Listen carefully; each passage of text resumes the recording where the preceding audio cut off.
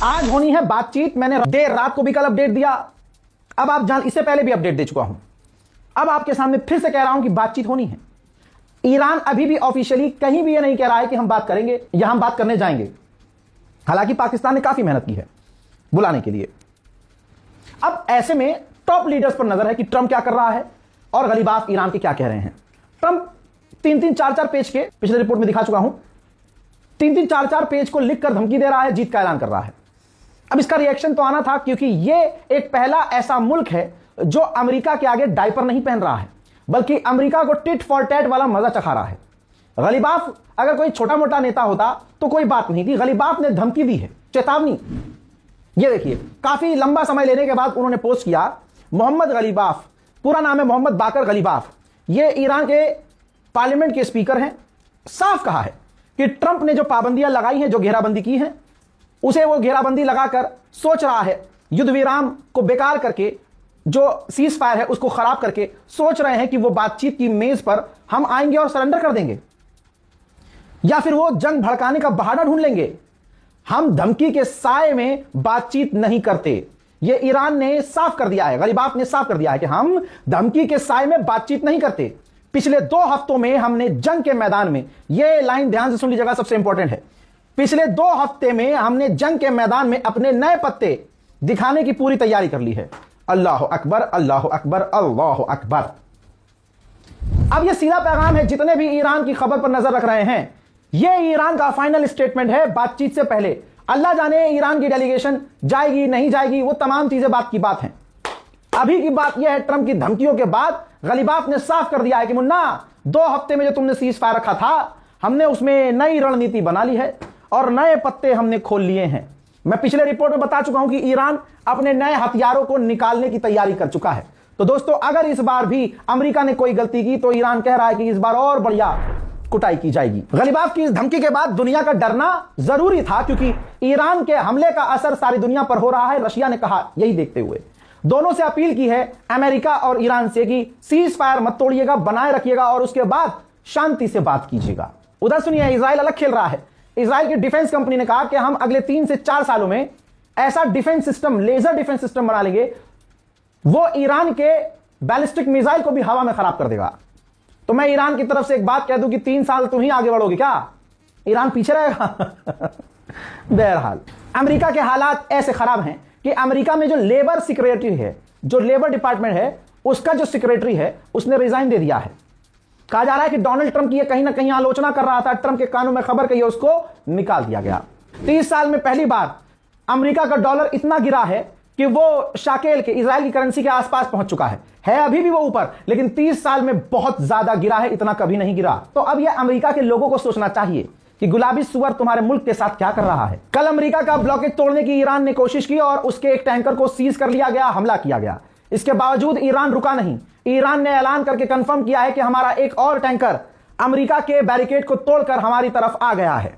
जाहिर सी बात है, दूसरी बार अगर दोबारा अमेरिका हमला करता तो ईरान ने जैसे युद्धपोत को टारगेट किया था अमेरिका के, ऐसे ही ईरान फिर कुछ करता और एक बार फिर से जंग शुरू हो जाती और अमेरिका की कुटैया अच्छे से होती। उधर जो ईरान ने स्ट्रेट ऑफ हॉर्मुज में अपना शिकंजा जमाया है, बताया है कि पिछले 24 घंटे के अंदर सिर्फ 3 टैंकर निकले हैं, वो भी हमारी इजाजत से। इराक का लड़ाकू संगठन ईरान की प्रॉक्सी, जिसने ऐलान किया है, यह रहा उनका स्टेटमेंट। कहा है कि अगर ईरान पर दोबारा हमला किया तो हम अमेरिका के ठिकानों पर ऐसा हमला करेंगे जैसा अभी तक हमने किया ही नहीं था। अभी फिल्म बाकी है। मेरे दोस्तों, एक बड़ा अपडेट है। 40 इजरायली लोग रशिया पहुंचे, उन्हें रशिया के एयरपोर्ट पर रूस ने गिरफ्तार कर लिया। क्यों? क्योंकि उनका संबंध इजराइल और ईरान की जंग में था। ईरान के खिलाफ उन्होंने कई सारे कांड किए थे। रशिया नहीं चाहता था कि ईरान का नुकसान करने वाला उनकी जमीन पर कदम रखे। भैया, गिरफ्तार कर लिया गया। इजराइल की गवर्नमेंट में हड़कंप मचा। इजराइल की एम्बेसी ने खुद बीच में अपने आप को डाला, तब जाकर काफी मशक्कत के बाद उन इजरायलियों को रिहा किया गया और उन्हें वापस इजराइल भेजा गया। अब मैं तमाम अपने देखने वालों के सामने वो मंजर दिखा रहा हूं कि स्ट्रेट ऑफ हॉर्मुज में हालात क्या हैं और कहां कहां अमेरिका और ईरान तैनात हैं। जरा देखिए, यूएसएस लिंकन, यहां नीचे लिखा हुआ है, ये अमेरिका का एयरक्राफ्ट कैरियर है और उसके युद्धपोत हैं। स्ट्रेट ऑफ हॉर्मुज के अंदर की तरफ कोई नहीं है अमेरिका का। वहां स्ट्रेट ऑफ हॉर्मुज जहां लिखा हुआ है, वहां ईरान ने ब्लॉकेज किया हुआ है। अरबियन सागर में अमेरिका तैनात है। अरबियन सागर में अमेरिका तैनात है। आगे ईरान के बिल्कुल करीब अमेरिका नहीं है, काफी दूर है। वहीं इजराइल ने आदत है उसकी, हैवान है, गाजा पर हमला किया, दोबारा से 2 लोग मारे गए हैं और अब उसके हमले गाजा पर दिन प्रतिदिन शुरू हो चुके हैं। हजरत, गाजा के अंदर इंडोनेशिया का एक अस्पताल था जिसे इजराइल ने तबाह कर दिया था। अब उसकी इमारत पर इजराइल ने अपना झंडा लगा दिया है अपना इंडिपेंडेंस डे सेलिब्रेट करने के लिए। हजरत, यूरोपीय यूनियन ने बड़ा कदम उठाया है। यूरोपीय यूनियन ने इजराइल की निंदा की है जो वेस्ट बैंक में उसने भारी मात्रा में, ज्यादा तादाद में सेटलमेंट का ऐलान किया है। अब जर्मनी का घटियापन देखिए, गाजा के बच्चों की तस्वीर लेकर एक व्यक्ति जर्मनी में इजराइल के खिलाफ प्रदर्शन कर रहा था, जर्मनी की पुलिस ने उसे गिरफ्तार कर लिया। इजराइल दोगला है, इजराइल शैतान है, इजराइल अंदर बाहर दोनों तरफ से शैतान है। आपको यह तस्वीर याद है जहां जीसस क्राइस्ट की मूर्ति को तोड़ते हुए इजरायली सैनिक को देखा गया? पूरी दुनिया में ईसाई समुदाय भड़क गए, अमेरिका को गालियां पड़ने लगी कि तुम्हारे दोस्त ये कर रहा है। इसका मतलब दूसरे लोग जो कहते हैं, अरब मुसलमान जो कहते हैं, सही कहते हैं इजराइल के बारे में। नेतन्याहू पे प्रेशर बना, नेतन्याहू ने अपने अकाउंट से इसका विरोध किया, हां जी ये गलत है और हम इन्वेस्टिगेशन लॉन्च कर रहे हैं। कुछ ही घंटों के अंदर वो सैनिक पहचान में आ गया, दोनों सैनिक जो वीडियो बना रहा था और जो सैनिक ये काम कर रहा था, दोनों को पहचान लिया। अब सोचिए, इमेजिन कीजिए कि इजराइल ने क्या ही किया होगा। भाई दोनों को बुलाया भी नहीं, उनको वार्निंग दी फोन पर और कह दिया कि आगे से ऐसा मत करना। सच्चाई है कि पीछे से यही कहा होगा कि ऐसा करो और करो, लेकिन वीडियो सोशल मीडिया पर पोस्ट मत करो। मेरे दोस्तों, दूसरी बार की बैठक लेबनान और इजराइल के बीच अमेरिका में होने वाली है सीज फायर को लेकर, जो वहां लेबनान में है ही नहीं इस वक्त। तो अमेरिका लेबनान से मांग कर रहा है कि भैया आपने एक लॉ बनाया हुआ है कि कोई भी अगर इजराइल से कांटेक्ट या इजरायली व्यक्ति से कांटेक्ट करेगा वो क्राइम होगा। तो सबसे पहले ये कानून हटाए। यानी अमेरिका इजराइल, आपको लग रहा है ना कि अमेरिका मीडिएटर है ना, अमेरिका इजराइल का साथी है और इजराइल से बड़ा हरामीपने में है। इजराइल जो बोल नहीं रहा है वो खुद अमेरिका कह रहा है लेबनान से कि भाई तुम इजराइल के खिलाफ जो कानून बनाए हो पहले वो हटाओ, फिर आगे बात करेंगे। लेबनान के जिन जिन इलाकों में, ये तस्वीर देखिए, इजराइल ने कब्जा किया है। लीजिए, इजराइल के ही फौजी के कैमरे से बना हुआ वीडियो देख लीजिए।